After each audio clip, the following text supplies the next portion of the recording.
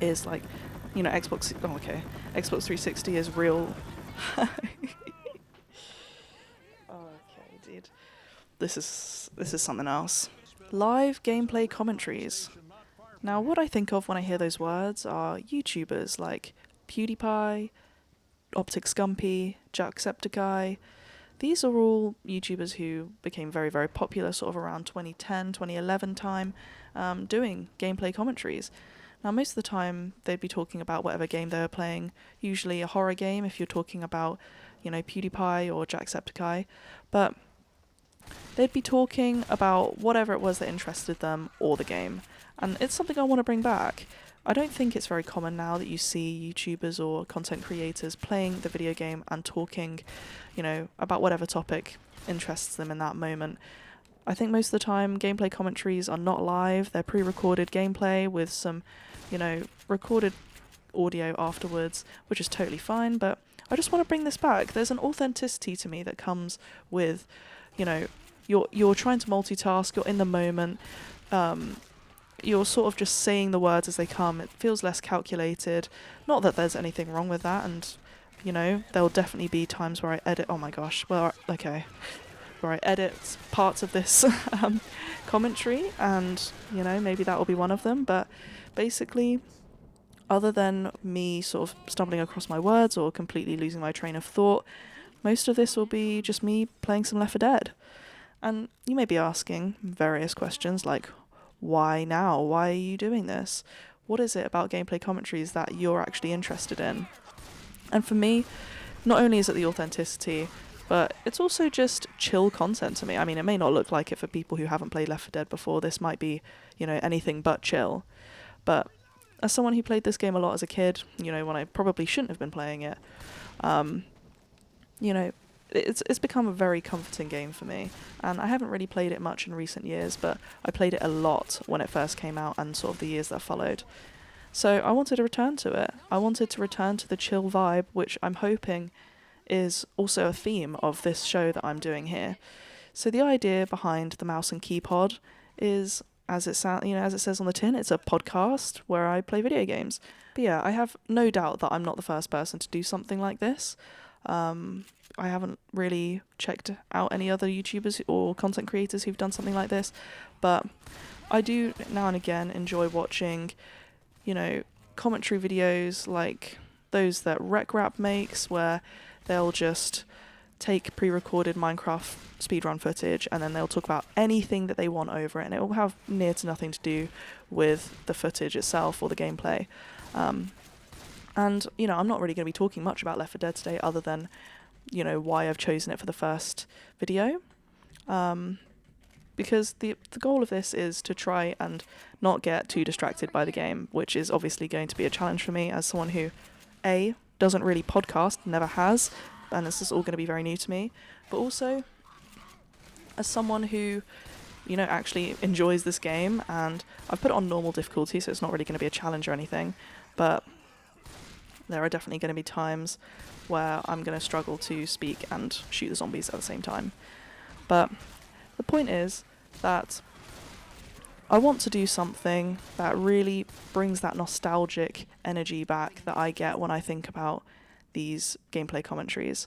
When I think about the kind of content that I used to consume as a kid, and, for many years that followed actually, I want to bring that vibe back. And that vibe to me is the feeling of not only nostalgia, but coziness, chill content, something that isn't there to numb my brain or pass the time. It's something for me that was there to accompany me, whether I was doing homework or if I was playing my own video game. Okay, that's a bit of an awkward spawn. But I just want to bring back the nostalgia and the value that I actually got from watching those sorts of videos. And it's something that I feel like I haven't really been able to replicate very much in terms of when I go back to watch old gameplay commentary videos for games that I've already played or videos that I've already seen. It doesn't have the same effect because they're talking about the game or their experience playing the game. But I want that similar experience with some extra value, conversation, things to talk about. But yeah, so obviously it's not exactly the same way as I was playing Left 4 Dead back in, 2011 on a little laptop or on my Xbox 360. I'm currently playing on a pretty beefy computer that I built for myself recently. So, of course, the vibe is slightly different. Everything's going to be different. And not to sound, bitter or, negative, but nothing will be the same. It's not going to be like how it was when I would get my friends over and get the Xbox out, get our 4 controllers out, and all gather around this tiny little CRT, screen, and everyone's in this tiny little room playing Left 4 Dead or playing Halo or whatever games we were playing at the time. And I'm not trying to sound like, oh, that was so long ago, like Xbox 360 is real, is like, Xbox 360 is real. Okay, dude. This is something else. Okay. So, I mean, these are just the things that can happen when you're doing something. I mean, obviously I'm not live streaming. I would like to, but honestly for something like this, there are definitely going to be times where there's a lot of dead air, and I quite like the idea of having a product on, that can be revisited easily and that I can look back on. So, yeah, that's why I've opted for this format. But also on top of that, it's reminiscent of what I, used to watch when I was younger. So, Left 4 Dead. This is just a classic game for me. It was really one of my first introductions to PC gaming other than Minecraft. And I did play it before on the Xbox. So it's not like I was introduced to Left 4 Dead via the PC, but it was my transition into PC gaming, and it was the first thing that really made me fall in love with a mouse and keyboard, funnily enough. So, right. So yeah, the mouse and keypod. Okay, I can't go that way. Right. She's gonna wake up at me, she's gonna be mad. I did. Okay, so... for God's sake. Right. See, as you can see, I'm going to get better at this whole multitasking thing. I don't know when, but hopefully soon. Oh my gosh, don't die. Please res me. So, at the moment, I'm really new to this. I'm really new to the whole podcasting thing. I'm really new to talking to myself, to be quite honest. And talking to myself in, under a topic that isn't actually anything to do with what's on my screen. That is going to be a challenge for me. So please do bear with, but I hope you are interested in the idea of the mouse and keypod at least. To me, it's... Oh, okay. To me, it's the idea that we're playing games together at the same time, I loved watching gameplay commentaries and playing my own game at the same time. It made me feel a sense of community.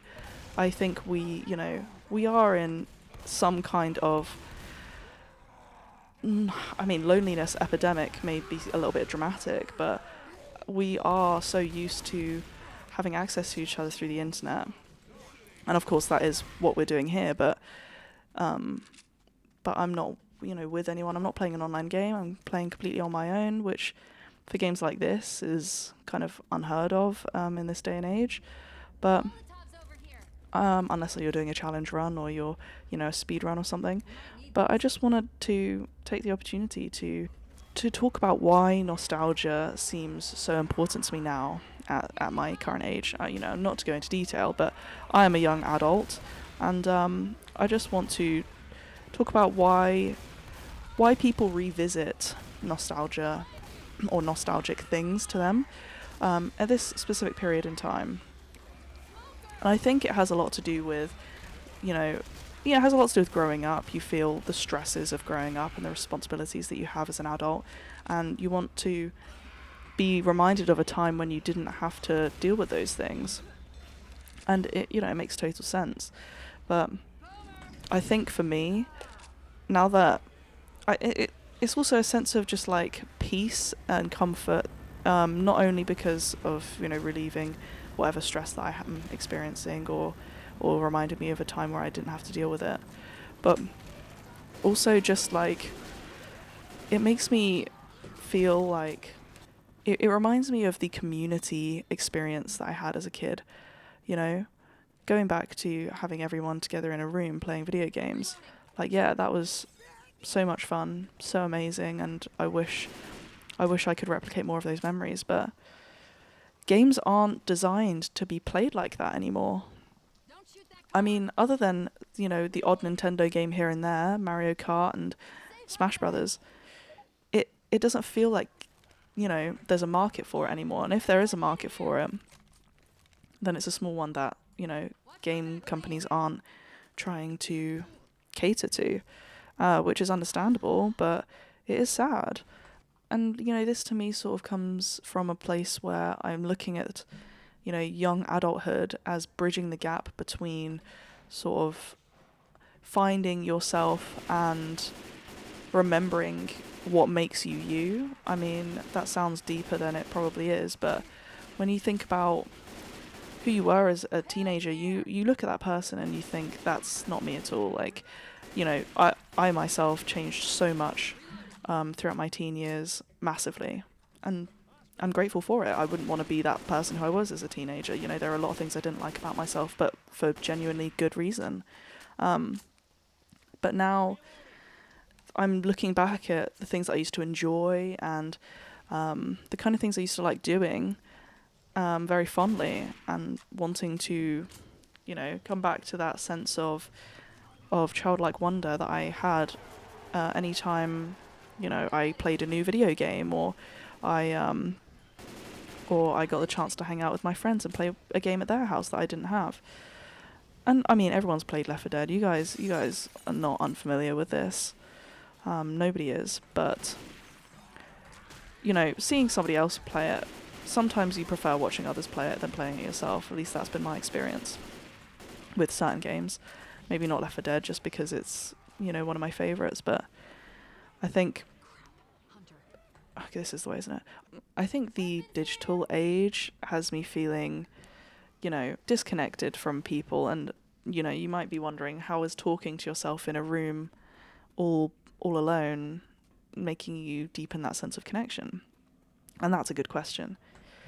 I think it's opening up a conversation with people who I never would have conversed with otherwise, and also tapping into a community or building a community, in fact, around common interests or common struggles, or,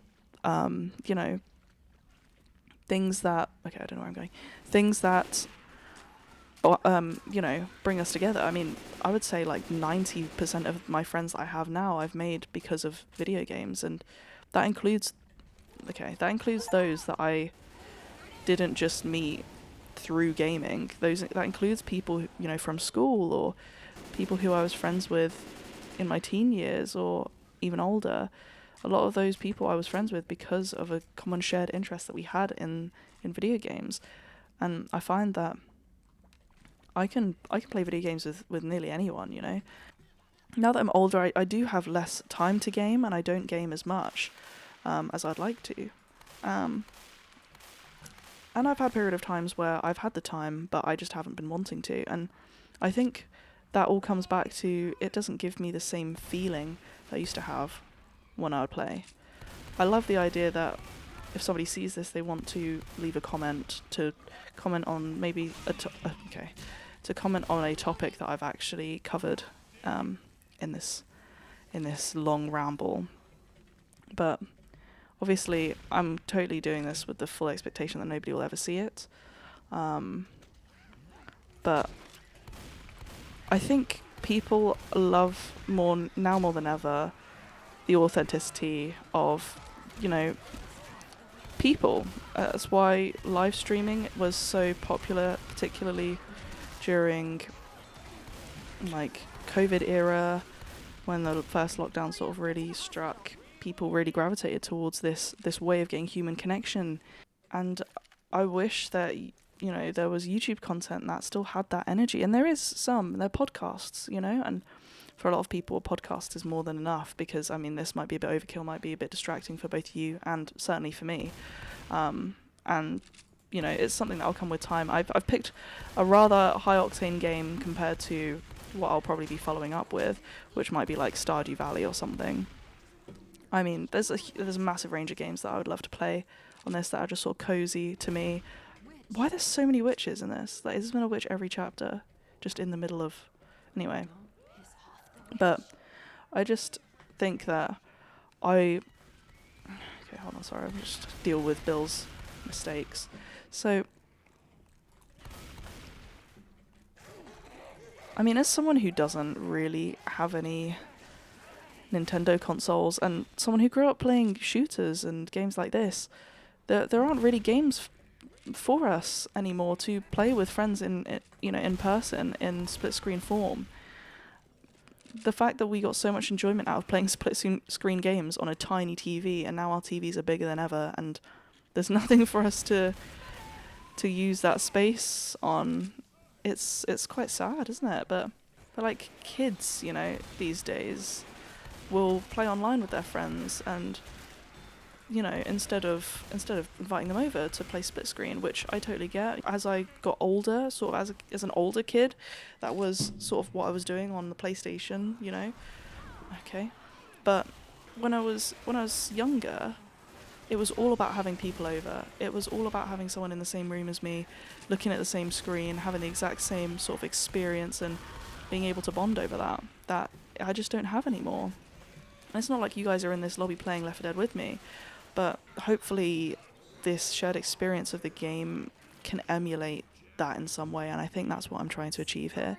So for me, like, live gameplay commentaries, predating your standard podcast, not necessarily predating, 'cause I'm sure podcasts existed beforehand, but when your classic podcast was a lot less popular, this was sort of the original Subway Surfers, Minecraft parkour. Like, you know, you can't just listen to the person talking, you have to have some action going on. But of course, most of the time, those videos were people talking about the game, but I can see why this maybe is not a popular way to go about podcasting, because you really have to be great at multitasking, which I'm evidently not.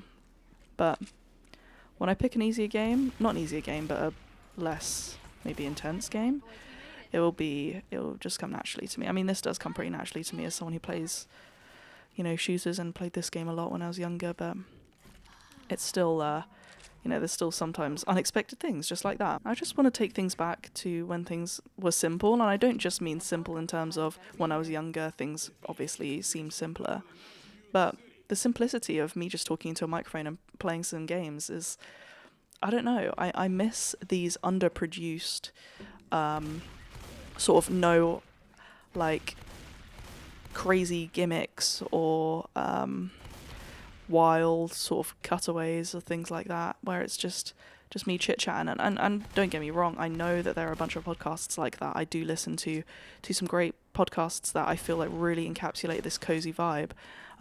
Like, for example, I think of Emma Chamberlain's podcast, Anything Goes. I really enjoy listening to that one, because it's literally just her sitting and talking into a microphone, and it's really relaxed, and that is something that I'm really trying to emulate here. But I wanted to combine two things, you know, talking about myself, which is obviously the most important thing, but playing video games. I wanted to combine them. But video games will always be a part of my life, and they'll always be a part of things that I want to make. Oh my gosh, I thought they died. Okay, that's fine. But there are also so many things that we experience as young people, teenagers and kids, that are our first experiences of things. I mean, when I first discovered gaming on PC, it would have been, as I said, via Left 4 Dead, and that was life-changing. I've been PC gaming ever since as my primary way of gaming, and I do a lot of gaming, so I've been on here a lot. I think it's a lot to me, it's a lot about reconnecting with this version of myself, that as I sort of started progressing into adulthood and becoming more independent, I think a part of me just didn't really like my younger self for the fact that I think as a kid I always thought I was going to be doing something bigger than what I had always been doing, you know. And by that I mean, as a kid I think I thought that I wouldn't be gaming as I got older just because I thought I would, I don't know, grow out of it. I don't know what there is to grow out of and why I would feel the need to do that, but I think that is something that I probably figured was a childish thing to do, you know, gaming. And it's obviously not. I think, you know, now that I'm older, I know for a fact that gaming's always going to be part of my life. But I certainly didn't think that by this point, however many years since its release, when was this game released? Like 2010, 2009? That 15 or so years later, that I'd still be playing this game. And it's not that I play this game regularly at all. This is actually the first time I've played it in years, but you know, okay, evidently.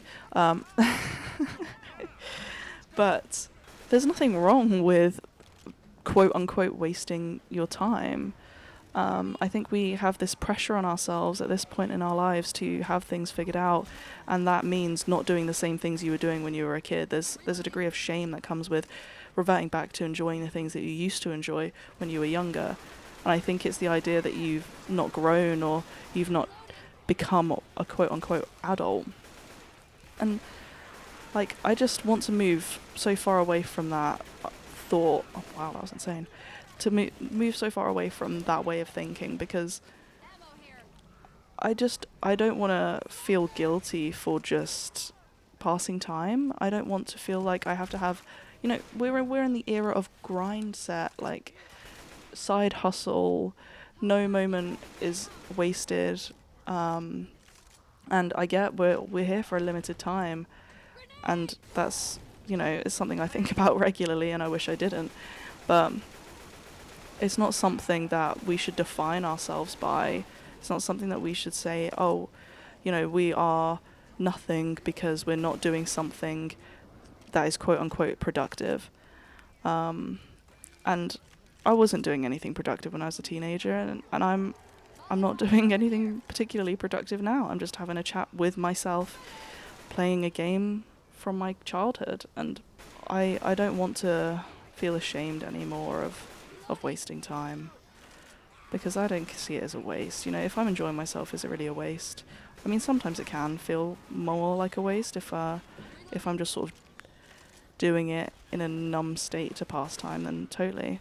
But more often than not, I am enjoying myself. And why should I rob myself of that enjoyment in exchange for, I don't know, starting up an Etsy shop or you know, adding more things to Vinted, or I don't know. The things we enjoyed as teenagers, they were like intense and meaningful, and we've now experienced all of those things before, that when we experience them again, they just don't hit the same, and that's a natural order of life, you know. We all know the classic saying that your days continue to feel shorter as you experience more things, because, you know, nothing stands out to you the same way as it did when you were younger, or when you were, you know, experienced something for the first time. Okay, this guy is getting rocked. So I guess the moral of the story is, there's nothing really wrong with wanting to go back to the way things used to be. It's not a knock on your maturity or your growth, and I want to go back to when live gameplay commentaries were a thing. So that's what we're doing, and I'm sorry that most of this probably didn't make any sense, but hopefully I get a lot better at this as time goes on, and I'll be playing different games that probably require a bit less of my attention, and I'll take more notes as well, because I didn't do very well at taking notes in preparation for this one. Of course, I don't want it to be completely just word vomit. I do want it to be structured in some way, so that is what I will do for the future. Where did I put that pipe bomb? Kind of want it now. Pretty sure the helis come in. That's quite a long finale, isn't it? Oh, okay, no.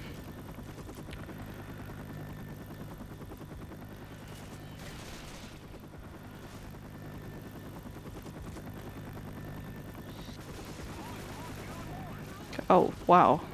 Where did you come from? guys, let's pull it together. Yeah, I mean, this is coming to an end now, and it was a complete and utter ramble. Future episodes will be way more planned than this. I can assure you that. Thank you for joining me for the Mouse&KeyPod. I have no idea if any amount of that was remotely entertaining. I hope that it was. And thanks for watching.